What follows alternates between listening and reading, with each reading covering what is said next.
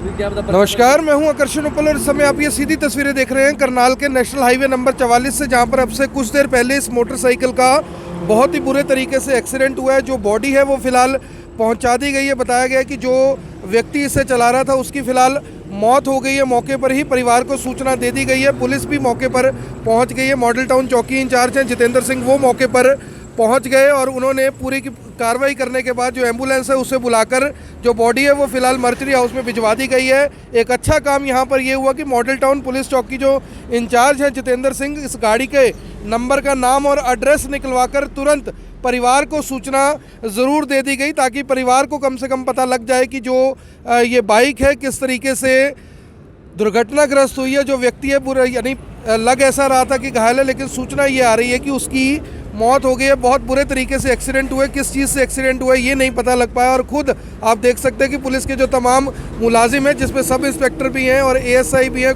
Head constable भी हैं, वो खुद मोटरसाइकिल को किस तरह से खुद पीसीआर के अंदर रखवा रहे हैं, ताकि जो भी अगली कार्रवाई है वो फिलहाल की जा सके। और जो बॉडी थी उसे इस तरीके से इससे ढका गया था और फिलहाल जो मोटरसाइकिल है उसे उठा लिया गया और अब जो अगली कार्रवाई है वो की जाएगी। आप सभी लोगों से अपील है, जब भी आप नेशनल हाईवे नंबर 44 पर या कहीं पर भी चलें, कृपया करके हेलमेट ज़रूर पहनें और जो भी सुरक्षा नियम है, ट्रैफिक नियम है, उनकी पालना करें। एक बार जितेंद्र सिंह है, चौकी इंचार्ज मॉडल टाउन के, उनसे जान लेते। सर, क्या जानकारी मिली थी? एक व्यक्ति बताया जा रहा है कि एक्सीडेंट हुआ था और शायद मौत भी हो चुकी है।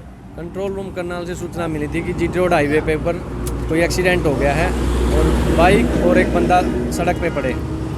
जो सूचना पाकर मैं मौके पे पहुंचा पीसीआर के साथ, तो देखा तो एक्सीडेंट में एक बाइक और बाइक के साथ एक बंदा पड़ा है।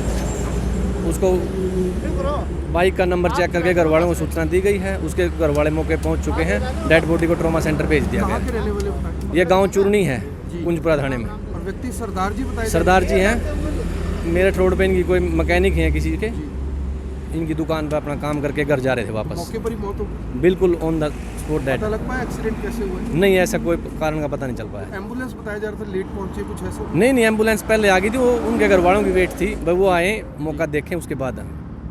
तो आप समझ सकते हैं कि किस तरह से करनाल पुलिस भी मौके पर ज़रूर पहुंच गई, माफ़ कीजिएगा, सॉरी।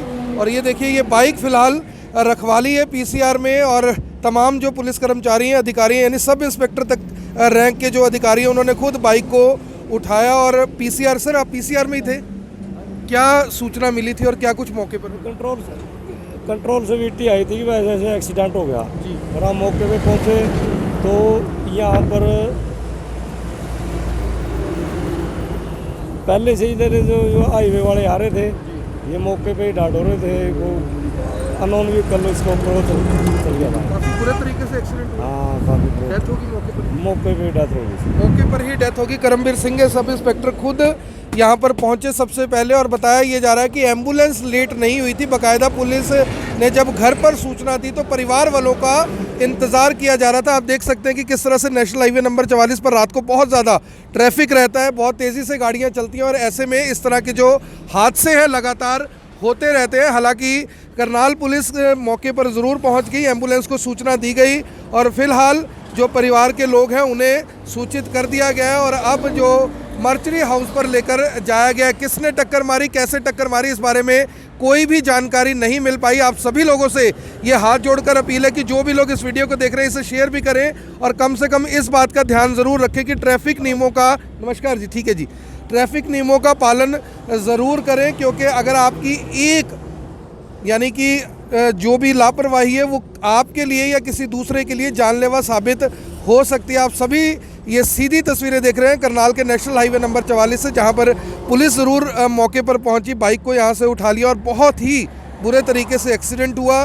सरदार जी बताए जा रहे हैं कोई थे चूरनी गाँव के और उनके परिवार को सूचना दी गई और इस बॉडी को इसी ये फ्लैक्स के साथ ढका गया था और फिलहाल कुछ देर पहले जिनकी जान बिल्कुल सही सलामत थी, अब वो इस दुनिया में नहीं है। यानी आप समझ सकते हैं कि किस तरह से जब कोई व्यक्ति अपने घर जाने के लिए निकलता है, बहुत सारे सपने होते हैं, बहुत कुछ सोचकर व्यक्ति घर के लिए जाता है, लेकिन रास्ते में क्या हो जाए इस बारे में कोई जानकारी नहीं मिलती। हमें भी कुछ देर पहले जानकारी मिली थी इस मामले की कि इस तरह से कोई घटना हुई है, लेकिन एक बार फिर दोबारा कॉल आता है कि अभी तक एम्बुलेंस मौके पर नहीं पहुंची है, जबकि जो चौकी इंचार्ज है उन्होंने ये कहा कि एम्बुलेंस मौके पर पहुंच गई थी, हम केवल परिवार के लोगों का इंतज़ार कर रहे थे कि कम से कम परिवार के लोग मौके पर पहुंच जाएं और उन्हें पहचान करवाकर उसके बाद मर्चरी हाउस में भेजा जाए, क्योंकि जो व्यक्ति है, मृत व्यक्ति है, बताया जा रहा है कि उसकी मौके पर ही मौत हो गई थी। जो गाड़ी का नंबर है वो आपने पढ़ लिया है और चूरनी गाँव के बताया जा रहा है कि वो रहने वाले थे और मेरठ रोड पर कहीं उनकी